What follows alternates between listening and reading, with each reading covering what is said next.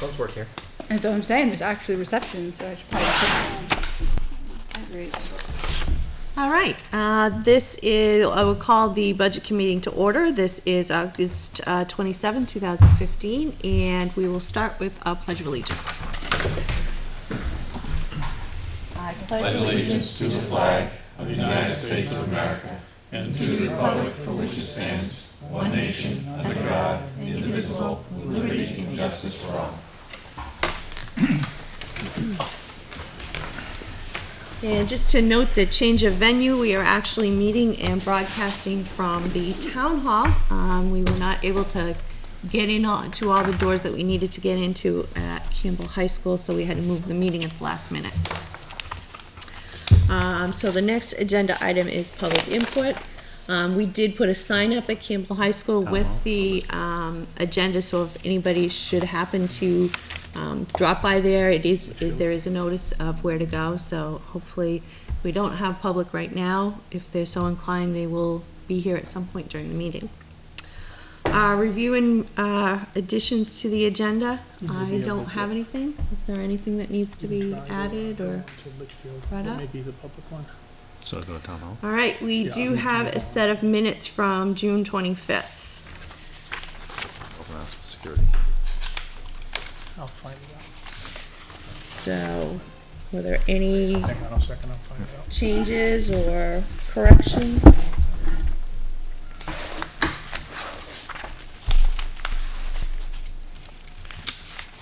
If not, is there a motion to accept them as printed? So moved. Is there a second? Second. Motion has been made and seconded. If there's no further discussion, all those in favor signify by saying aye. Aye. Any opposed? And were there any abstentions? Yes. I don't think I was there. I was in here. You were there. I was there, then I, So one abstention. All righty.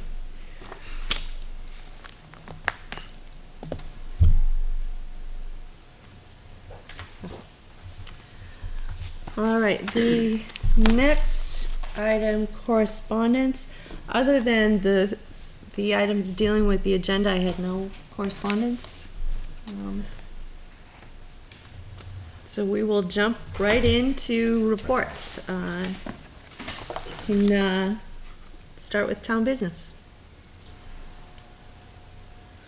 That would be you, Mr. Byron. Give me an access code.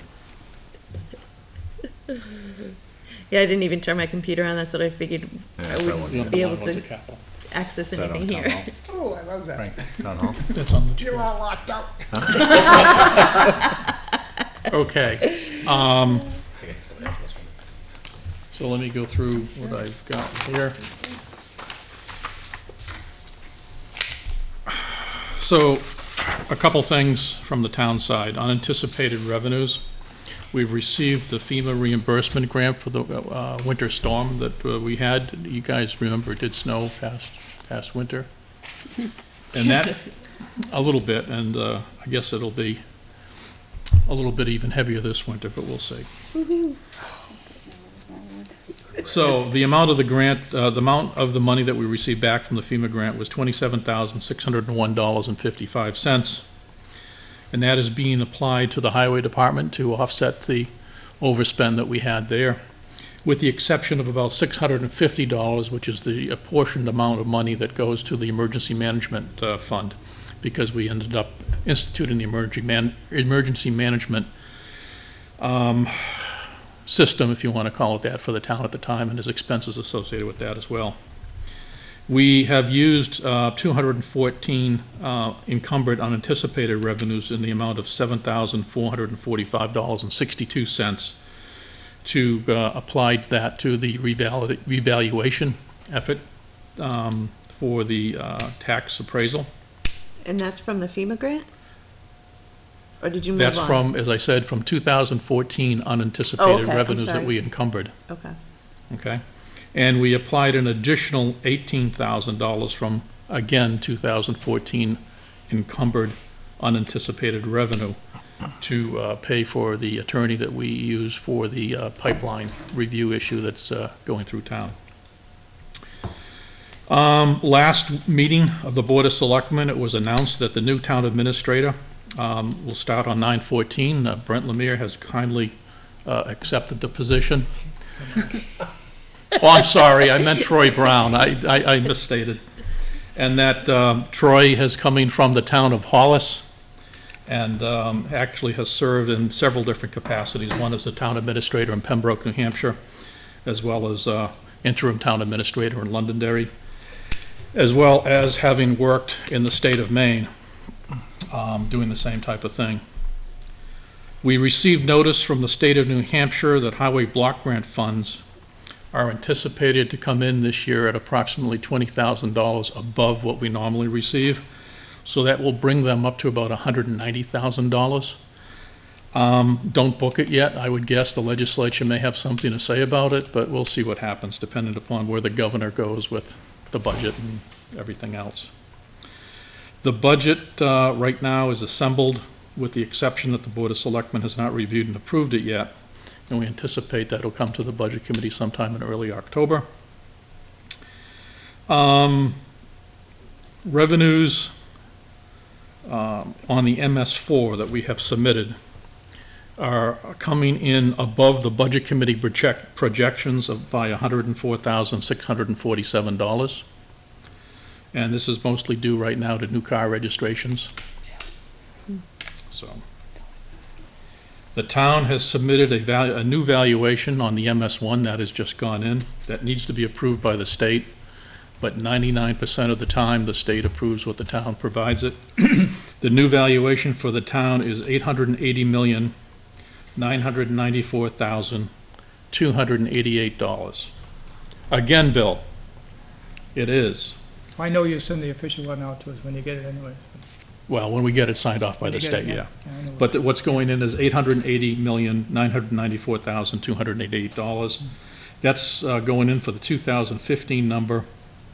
The 2014 number, just to make you, remind you, was $823,685,848, and that represents about a 6.9% increase in the valuation of the town. Sounds like that's more than we've seen in the last couple of years. I think it is, yeah, I would tend to agree with you.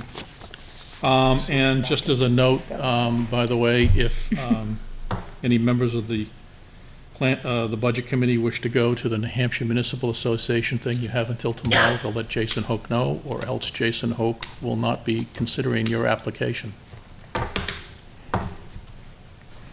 And that's all I have. Okay. Any questions for Mr. Byron? Comments? Okay, thank you.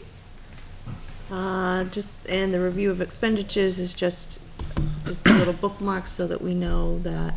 If there's questions, I'm glad to take your questions, and if I know the answer, I'll tell you, and if I don't, I'll get the information, send it through to the chair. And we get those every week and end of month. I did notice that it was end of month as well as weekly now. So if there's no particular questions on any of those. All right, thank you. Moving on to school business. Thank you, Madam Chair. I just have a few things. I guess number one is to announce, and I'm sure everyone knows, that we have a new interim superintendent, Jim O'Neill. Excuse me. Jim O'Neill comes to us from the Jaffrey area, where he was the superintendent for the past 16 years. Retired at the end of the year and has taken on the interim role for this next year. And he'll help us as far as to find ourselves a permanent superintendent. The other thing I have, and I think everyone's already received the financial report that was sent out yesterday. The unassigned balance that's coming back at this time is $518,594. Of that, special ed underspend was $323,434, and regular education was $247,858, and custodial services were $139,484. Again, the total was $518,594. Along with that document, Bill, I don't know if you've looked at it or not, there is a transfer from accounts. I didn't look at that. No. On a monthly basis now, Frank will be providing us with any transfers from different accounts. It's something the auditors requested, said it should be done, so, which is gonna be helpful, I think, for everyone in this room and also for us, so you'll see what it goes. I think the last thing I have is just our student information system. Will be up and running on the first day of school. There'll be a few things that'll lag a little bit. Again, I think the biggest thing with that is the grades will be going out as they get entered. And there's also a parent portal where parents can just go right online and see what their child is doing at that moment. So, and the last thing I have is also as far as our budgets, they're underway. And it looks like they'll still come in as far as on the dates we talked about, so you'll have them early enough, and I think it'll make for a much smoother process this year. Okay. Do you want to maybe go through some of the projects from the summer? I mean, everybody can read it, but Yep. it's the. for Yeah, the some of them were touched on last night at the school board, but let me just Yeah, find it maybe for you. just hit the highlights of. Yeah, we'll start with GMS. I think the biggest one is the playground area has been repaved. It's also been repainted with all the little games, back in line. So they did a really nice job. I mean, it was something that really needed to be done. The calf floor, the asbestos tile was removed, the new tile was put down. And I think the next biggest thing for GMS was, again, part of the warrant article as far as the outside cameras were installed.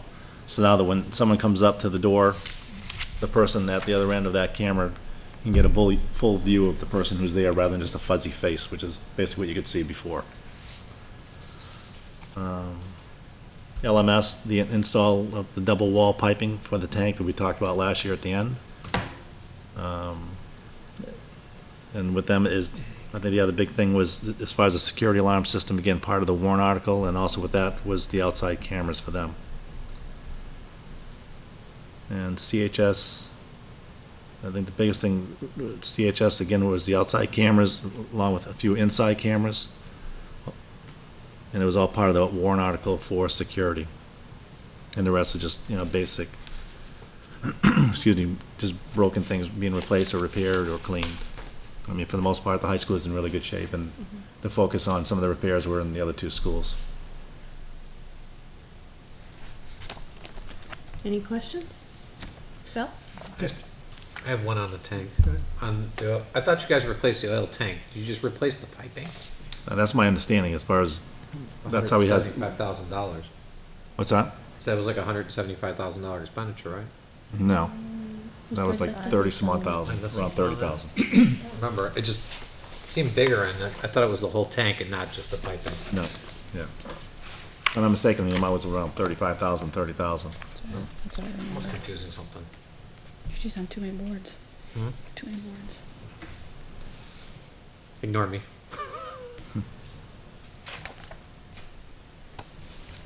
Yeah, the I'll look previous that up. minutes just noted that it was required by the state, but there's no dollar amount in the minutes. And I could be rolling this together with something else in my brain. Oh, no, So that- there it is, found it, 35,000 LMS oil tank remediation. 35,000. Yep. Yeah, just a quick question on last year's expenditures, and that deals with the sped, underspend. Did we not provide any services we were supposed to provide in sped? Did we not provide? Yes. We did provide all services. Yeah, we provided everything we expected to and had 300,000 left over. We didn't provide as much as we had expected to. Yeah, I understand that, but We you were provided able, everything that was necessary. exactly. So you covered everything that you had to do and still have money left over. And I'm not making any real issue about it, I just want to Yeah, make the point. no, well taken. And I can, Bill, I can tell you that there's already been discussion with that as far as the budget for special ed. Yeah. The second item I had was on this year's budget. And when I looked at voc ed transportation, it is significantly lower than it's been in the last 2 or 3 years. And I'm wondering, have you done something different with, you were talking about doing Pinkerton for voc ed. Is Right. that actually taking place? Because, It is taking place, and we're no longer sending to Nashua. There's actually, I think, a student or two that will be going to Nashua, but they'll be self-driving. Okay. And that was a big Yeah, savings. because I think we spent close to $70,000 or $80,000 last year Yeah. on that, and they're budgeting 22 this year. Nice. And I think we had budgeted in our budget something in the order of 47, 48, so that's a plus, Yeah. real good. And the last thing I would have is really got nothing to do with the budgets per se, but the state of New Hampshire website is now working again to list the births by Okay. years. They went through a period, I guess, where they were rebuilding the site or something, but we went for close to 2 years without any data going up there, but it's all up to date again, so. And do you have any update on enrollment, usually at this time of the year? Well, I just have some raw numbers. Okay. And again, they're very raw until, as you know, like October 2nd comes around. Right. I'm happy to announce that as of right now, the fourth grade class is now up to 104. You're happy to announce. I am happy to announce that, yes. I think most of you considered it was going to be going down, but it's going up. As of right now, the high school, again, they have a larger class coming into ninth grade than the graduating class from last year, but their numbers right now are up to 495. And again, it's just raw numbers, because in talking to the principal the other day, that she had about 16 students coming in. Yeah. So, I mean, the number's growing, but again, part of that is the class, the eighth grade class coming in is much larger. And same thing with the middle school. The middle school right now is at about 457. So, And what is GMS's number right now? again, theirs is a little strange too, because full day kindergarten, some go full because they double up, and some Right. go part. As of right now, 436, for a grand total of 1417. That includes the kindergarten, preschool. Yeah, so you say a It does. GMS, does that count each half-day kindergartner as an individual student, or do you count half-day and half-day as one whole student? And I believe that the half is considered one, because right now I have the number of 51 for kindergarten, and I believe that's. Yeah. Okay. Had this discussion with one of the superintendents, that a child is a child is a child. It is, Right. but that's what I wanted to make sure, because you made the comment about it being different Well, with kindergarten. Right. Okay. And I have to say, it's funny, I was going through old stuff, and I did find, not from this past budget season, because there was an issue as to whether there was a chart or not, but I found from 2 budget seasons ago, there was a chart about enrollment, and right at the bottom is that chart that caused so much controversy last year. So it was part of the budget 2 budgets ago. So just knowing that that was actually something that was acknowledged in the past, and Could you send me a copy of that, please? yeah, this is, yep, absolutely, this is Thank you. from 2 budgets ago. So like I said, as of right now, the total enrollment is 1417. Okay. So does that seem right, because obviously I don't have the projections in front of me, but does that seem right on target? You said the 4th grade is actually 104. Correct. I believe that's a little bit above the projection. Okay. We'll wait for the numbers, so you. Right. Yeah, okay. Yep. Again, until you take attendance the first day, it's kind of like, Yeah, they do, what do? They do the first full day at school, but then the official count is first Friday in October, right? yeah, I think October 2nd is Okay. a given date. Yeah, because we get sort of like a preliminary September number, and then we get the official October number. Okay. Any other questions or comment for school district? Alrighty. Moving on to new business. As Mr. Byron stated, we do have the opportunity to go to a workshop. It is in Manchester on September 15th. It's from 9 in the morning till 4 p.m. If anybody would like to go, I have been before, and you have been before. It's a good workshop, and it's you get the basic law of budgeting, a guide for towns, village districts, and school districts. It's just a good, basis. If you haven't taken one of the workshops, I, highly recommend it. But apparently, because I looked on this to see if there was a deadline for signing up, and I didn't find a deadline unless I missed it. But apparently it's tomorrow, so you have 24 hours to decide and let Jason Hoke know. No, the only thing tomorrow is Jason's last He's day. leaving, yeah. Oh, tomorrow is his last day. It won't be Okay. Jason, is what he said. So Okay. what I'm saying is, now, He'll be there. from tomorrow, end of the day tomorrow until the 14th, there's no town administrator. You can still go, I guess, but you're on your own to Yeah, try and make registration. and that's possible too. So, okay, just if you don't decide by tomorrow and you want to go, let me know and I'll help you figure it out. All right, and next item is, this is a question Bill proposed to me, which is, apparently there were a couple of laws passed, or proposed, this last session, and, what result, one, and they both revolve around, how the default budget is determined in towns that have SB2. I guess they went round and round, and what ended up was, that was approved, was a study committee, of methods of adopting a budget that have, in SB2 towns. Frank, do you have any information on that? Sure, what would you like to know? Do you want to, so we have, I mean, Everything you know? Well, first thing, I think maybe you might want to know what the two bills were that was proposed that wound up as one bill that was signed by the governor. And one of them dealt with a default budget. It was very convoluted, the process they were trying to do with that. yeah, well, The other one dealt with amendments at the deliberative session having to be voted upon at the official ballot time. yeah, so let me read what it says. It says, so this is the one that revolves around the default budget. This bill permits political subdivisions to require the default budget to be placed on a ballot as a separate contingent warrant article if the operating budget is defeated. The bill permits a revised operating budget to be voted on if both the operating budget and the contingent default budget are defeated. So I think that's one of Chris's concerns in the past is the default budget actually approved when you don't actually get to say no on it? So that seems to be the background to where this, somebody else is thinking the same thing. The default budget then.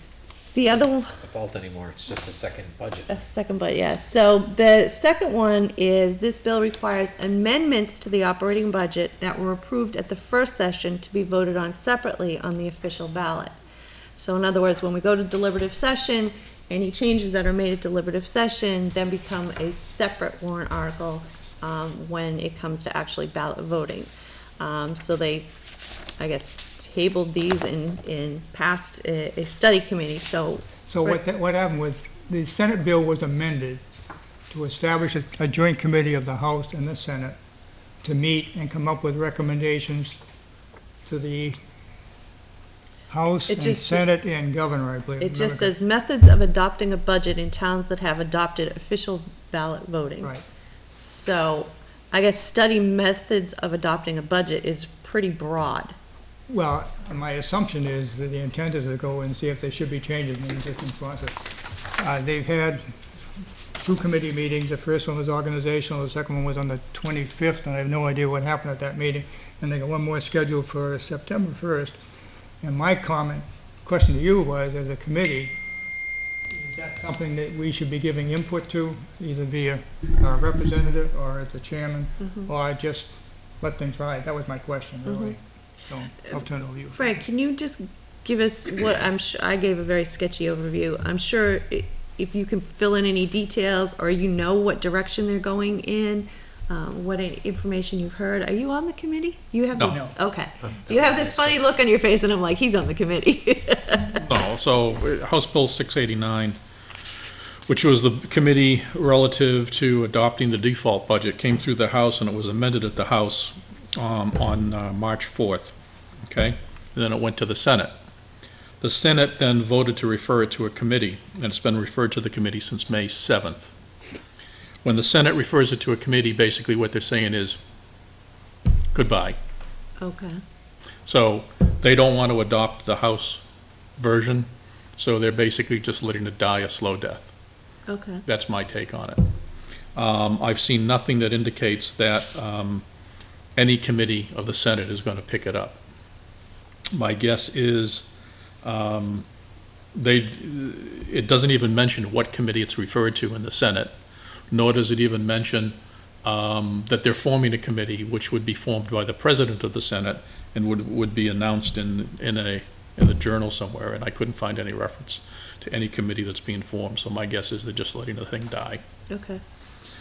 Senate Bill 242, which is the study committee for what to do with budgets, adopting a budget in towns that have the official ballot form of whatever, has been studied to all types of depth by various committees over the course of many different years. Basically, what ended up happening is there was a study committee formed.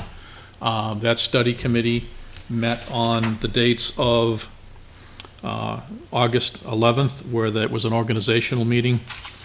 The next meeting is at 9 a.m. in the Legislative Office Building at September 1st. Yeah, they met on the 25th also. They also met on the 25th. I do not know what happened at that meeting. And what will end up happening is that committee will consider it. On the committee, the chair of the committee is Kathleen Hosel, who is actually chairman of the House Committee on Elections, Election Law Committee, which I find fascinating because Jim Belanger, who's also on the committee, is in charge of municipal and county affairs, and you would expect that he would be on it. My guess is that this will be another committee that will just die, especially considering that, another bill that'll just die, especially considering that they totally changed the intent of the bill from doing a actual change in the way that towns and cities adopt, or towns adopt a budget, to make it as just a study committee.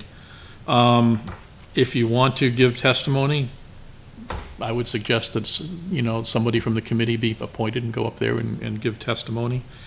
I don't know what their intention is for the meeting on the 1st. I can send an email to the chair of this committee, Kathleen Hosel, and see what's going on. I can also talk to Jim Belanger, who's out of Hollis, and find out from him what's happening. I'm not entirely sure where it's going to go. But there was supposed to be a report, by the way. I'm sorry, Bill. Yeah, and the report's going to be issued, has to be issued by November 1st. Right. Okay. And honestly, my take, and you're in the know anyways, but How am I in the know? you're up to Concord.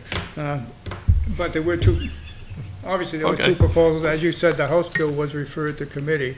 I would think that this committee would at least consider that as one of the things that they're doing, but who knows? I also think that given that the Senate bill that was amended had some very specific recommendation, would be a thing they would consider. So it seems to me we ought to find out, if we can, what their thoughts are, and if this committee wants to make any input to it. I mean, we've talked many times about, let's go back to town meeting style. Well, that is never going to happen. But honestly, when I looked at what they're proposing on the amendment side of it, to me, it made a lot of sense, because right now, we've got a handful of people that amend the budget that goes forward, and the original goal of the official ballot was to have everybody vote. Well, that doesn't happen, because of the amendments are made by a very small group of people. So, I guess I would say if Frank can find out what direction the committee is going in, and get back to you, Cindy, if there's a consensus on the part of the committee as to our opinion, then I'd look to you as a chair to represent the committee. I guess it would be So, helpful to know where they're going with this committee. that's what I wondered. So do they have minutes that are posted somewhere, Frank, of the two, I couldn't find anything. I don't know. I don't think so. I'll send an email to Jim Belanger, who is, like I said, the representative. He is chairman of the Municipal and County Committee at the House, and he's probably would be one of the most knowledgeable on this whole issue, to okay. be honest with you. But there's only 3 members of the House In one Senate. and 1 senator, All right, which to me strikes me as odd. If it was a Senate bill that they really wanted to get through, they'd at least put a couple senators on it to move it. Maybe they'd add a couple more House members, but they would definitely try and Well, do something The on it. senator is the head of the education. Stiles, Nancy Stiles is the, yeah. Yeah. And I think she was on the original bill. Doesn't hurt to weigh She in. could be one of the sponsors. So what kind of a message then would we want to send, depending on what they're, if sticking with the two suggestions that we were originated? Have to see what their thought process is. I mean, if it's in committee, it's subject to change, right? Mhm. So, Well, I assume everybody read what the proposed bills were, right? Well, I just read out loud the Yeah. The suggestion. default one was interesting, but had a lot of issues in my mind in terms of how it would be implemented. And personally, I could care less whether that one went forward or not. The proposal on how they want to handle the amendments to the budget, I think made a lot of sense. And I think it supports a lot of the things we said in the past about the problems with the deliberative session. And as a committee member, I would support that kind of change. sounds like it would offer a lot of confusion at the ballot box, because you have the approved budget, the default budget, and the amendments to the approved budget, and would the amendments apply to the default budget as well? I mean, how would people would be voting yes for this, no for that, yes for this, and not know what the outcome is? That's why I'm saying the default one was very, very convoluted, in my opinion. And then if both budgets failed, you had to have a special meeting. It was just like the old town meeting, then where you sat down, you hammered out the budget, and that was it. Is that, Uh, yeah. Extremely unwieldy, in my opinion. And adds costs, because now you've got to have a second meeting.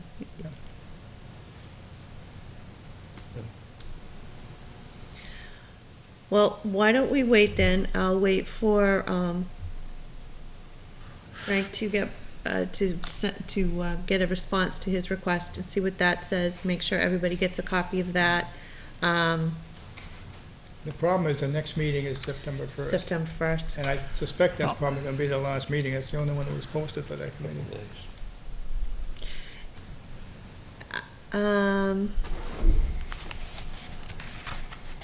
Yeah, I mean, I can't even imagine what they would be discussing and what a report would look like for November So, 1st. so just to give you a sense, okay? The report date is due November 1, 2015. The period when legislators can file LSRs, those are legislative service requests, which basically direct an attorney to craft a bill that will go to either the House or the House, in this case, the House. It has to be done between September 2nd and September 18th, okay? That's the last day that you can file an LSR. So if they make the report date due November 1st, It's too late. there's no bill that's coming forward on, at least from the House. Now, I can look at the Senate and see what their calendar says.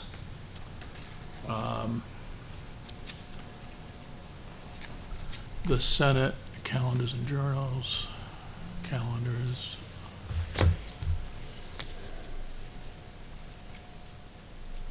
I don't know where they put it. They run their calendars different than the House does. Well, I think information is good, so if we can get information, if Frank can get information to us, I think then what we would need to do, I don't think we have time to act by September 1.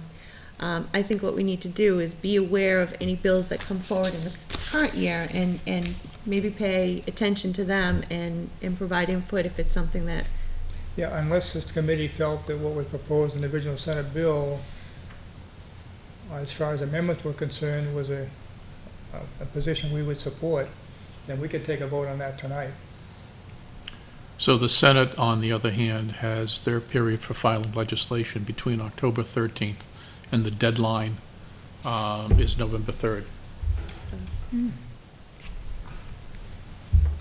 Not back again saying, yeah, so between the two that were discussed this last legislative session, you're saying take a poll of, I'm saying that if the committee felt that what was proposed on the original Senate bill, whatever it was, 264. 242. Was appropriate, if this committee felt it was an appropriate change in the process, then we could at least send a letter to the committee saying that we've seen the original proposal and we support that kind of change, if we felt that way. So Frank, so a 242 requires that a report be submitted by November 1. Right, it could be submitted earlier. Well, That is sort of, what's the word I'm looking for? There's no other action on 242. It's not like it carries over to the next legislative session. So the bill only forms a study committee. it Once takes the no, study committee's done, that's the end of the bill. ends. So if there's any additional legislation that is expected, it has to be under the form of a new bill. Yeah, so I hear what you're saying, Bill, but this is so nebulous that I'm not sure. I mean, who knows what form it's gonna take, who knows what they're even discussing. I'm not sure I'm not I saying, could make a decision tonight on whether I support this or not, because I don't even know what they're discussing. But if it's an issue that's gonna come forward in the next legislative session, it's gonna have flesh around it, and then I can make a decision based on what they're bringing forward. yeah, that's true. It's also true that the committee's been charged to make a recommendation, and that we could at least give them our input in terms of what we felt was a reasonable approach, without getting involved as far as what the legislation actually was, because they're gonna come up with a report. Mhm. And that's my only thought. But, honestly, I've reached a point where I can go anyway. Yeah, and Uh, any member of the community can go and provide input. Yeah, that doesn't carry the weight that the committee does. I don't know. My understanding is they're so happy to see a member of the community take interest in what's going on. They have To as me, much public to me, input as we do. Cindy, to me, it's a chance to influence Mhm. what they're doing, that's all. And if the committee doesn't feel that's appropriate, I have no problem with that either. So. No, I agree with you, Bill. I just wish there was more information and a little more time, a little more time. Well, realistically, there's not gonna be any more information until they feel pressure to do something. Yep. So if nobody says anything, they'll say, oh, it's not an important issue, we're not gonna do anything about it. But if they hear that people are actually interested in it, it might encourage them to actually go further with it next year. Well, conversely, if individual members want to write to the committee, I suppose they could do that too, right, Frank? That's what I kind of meant. If You can take and send emails to the members of the committee, quite simply by, picking their house email address and send it off. Yeah. So, I mean, What's the committee called? well, you'd never find it on the state site unless you know how to weave your way through it, but the title is Committee to Study Methods of Adopting a Final Budget in Towns That Have Adopted Official Ballot Voting. You just email it to everybody. Basically, that's almost the exact wording of the 242 amended analysis. So they just added committee on the end of it. Ray, they have a very nice website up at Concord, that if you go in with the Senate bill number or the House bill number in the committee, just punch it in and it brings the committee right up. Oh, okay. I was laughing about that because. Well, yes and no. If you go in with the Senate bill number, you have to also wind your way down through and find out that the bill was amended, and then you have to. No, that's not what I'm saying. You can go on the site where it talks about committees, If you go on the site with the committees, and that'll bring you right to it. there's different types of committees in the House. There's House committees, which are standing committees. Those committees, like I serve on finance, there's other committees that are. Ad hoc. Then there's what's called statutory committees. So a statutory committee is a committee that's formed in relationship to a state law, Which is what this is. which is what this is. So you have to search under statutory committees. So, Bill, did you have a link if you want to, I'll send it to you. yeah, I mean, and I can distribute it. it's, Okay. All right, so my sense is we need more information, that people are interested in this and want to participate, but right now we kind of need more information. And we'll keep, so can you keep an eye on, Frank, on when the bills pop up that are, I mean, how easy is it to find out if there's something relative to a budget, to a local budget? When I send out the House calendars, I highlight all of that stuff so people can see it. Okay. and that's how I Okay. have window this in the first place. when the Okay, house built you in. saw it Now- on there? Yeah, I didn't. If you're done with Senate Bill 242, there's another bill which is actually more critical than Senate Bill 242, which Okay, what's that? that's Senate Bill 213. Several municipalities got together and were upset with the state.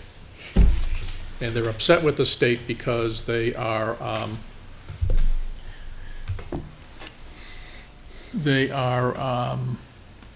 feel that they're getting short end of the stick. And those municipalities are the bigger ones, such as Portsmouth, Dover, I would think, yeah, Dover, Nashua, Manchester. Those communities tend to be communities which have some level of tourist attraction to them, or some level of high restaurants, ability to go out to dinner, stuff like that. So what ends up happening is the state collects from, anytime you go out for a meal, that 9% tax that you see on your bill. And they also do the same thing to hotel rooms. So if you rent a hotel room in the state somewhere, they also tax you on that. It's called the Meals and Rooms Tax. So what's happening is the Meals and Rooms Tax under state law is provided to all municipalities based upon the population of the municipalities. So Litchfield's population is, I'm going to say ballpark 83 and some change, 8,300 people. So we get somewhere in the neighborhood of $430,000 a year in meals and rooms tax dividend that's given to us by the state. The municipalities, and in particular Portsmouth, feels that they're getting screwed over because they're not getting their fair share, even though they generate the lion's share of those rooms and meals taxes.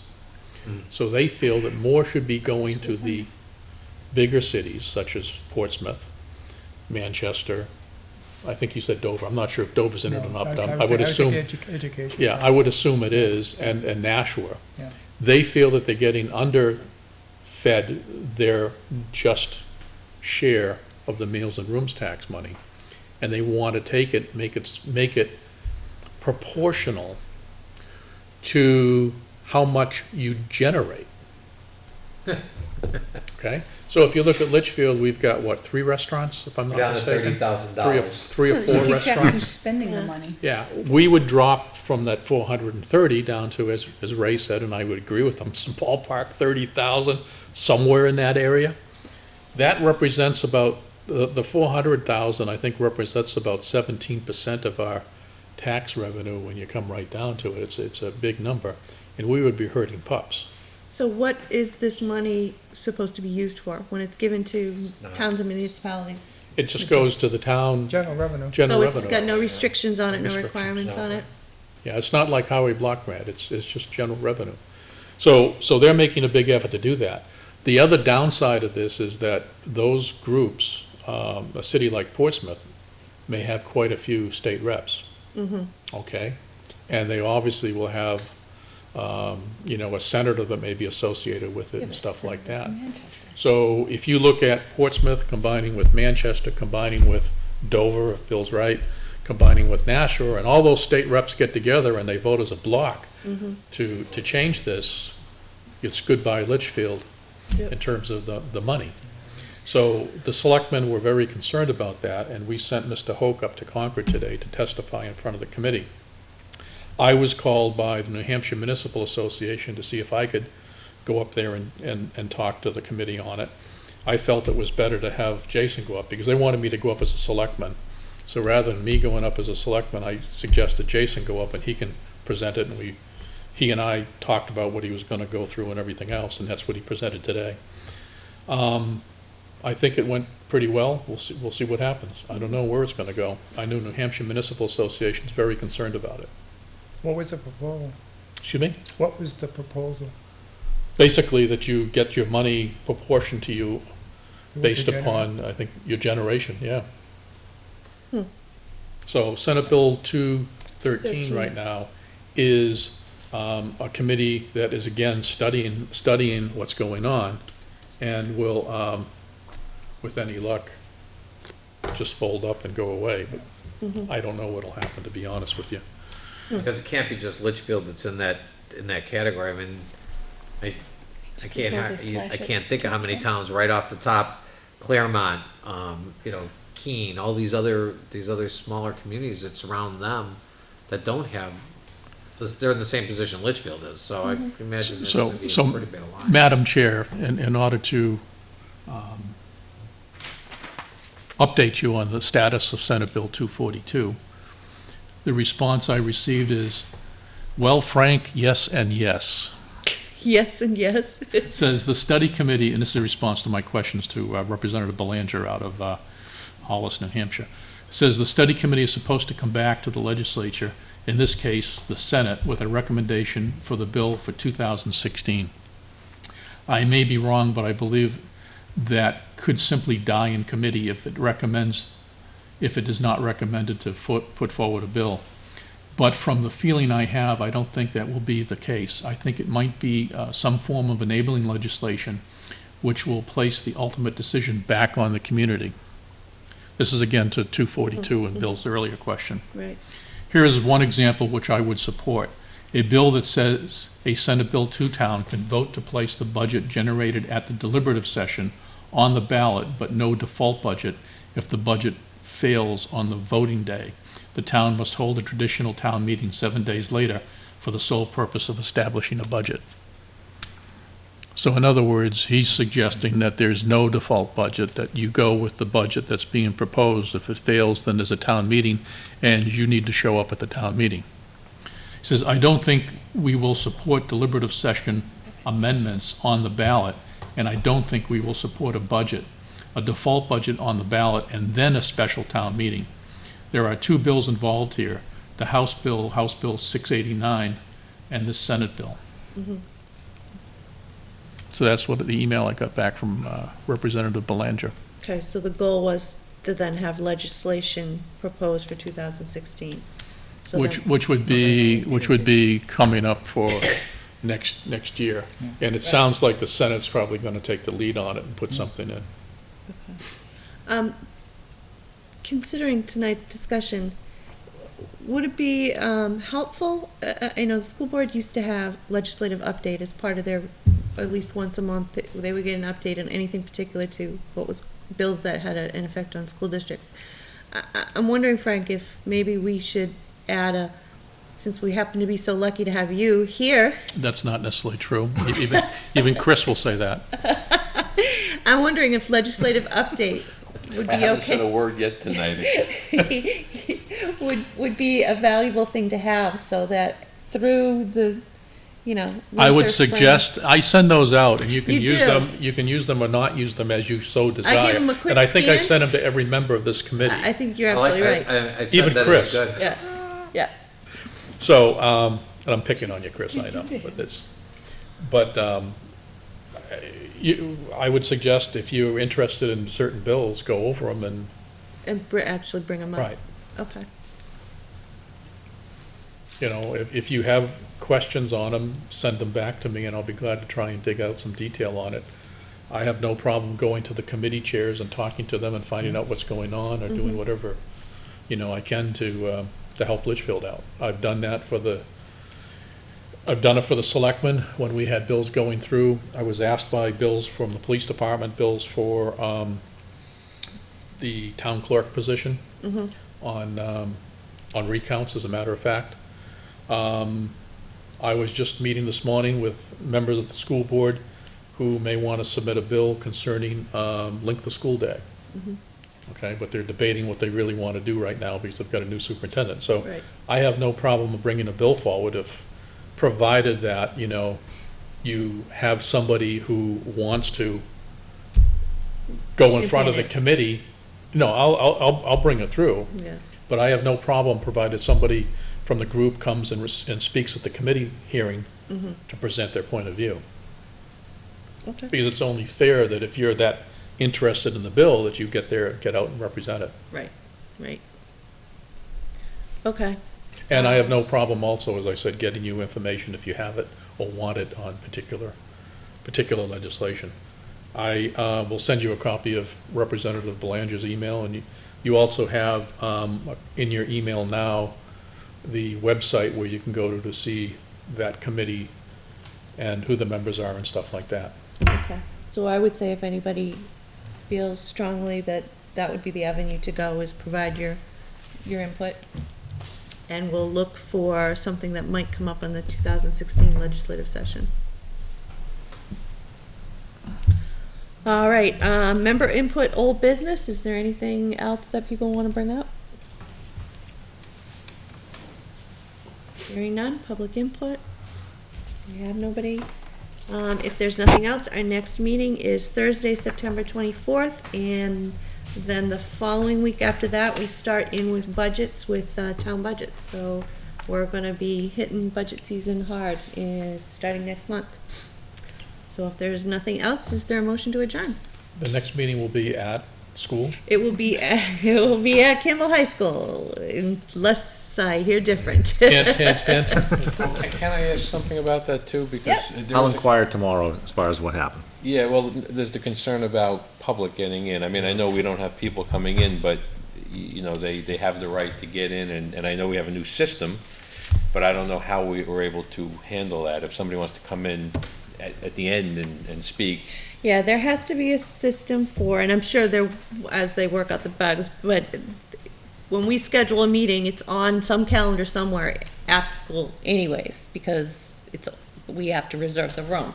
So hopefully someone's looking at that calendar and going, budget committee's meeting, unlock the door at 6:30, lock it up again at, like I said, 9 or whatever. Just So- like those girls were waiting to get in. They Yeah. wouldn't have got in if we weren't coming Yeah. out. So I'm sure there's a process, and it needs to be And reviewed. I'm certain there was someone there this evening with the key, we just couldn't locate that person with Yeah. the key, so. Yeah, so, But like I said, I'll inquire tomorrow as far as what happened, and make certain it doesn't happen again. thank you. Chairman of the board, got a keypad. All right, so, again, a motion to adjourn, So made. a second? Second? All those in favor signify by saying aye. Aye. Okay, we are adjourned until September. Thank you. Yeah. Yeah, blood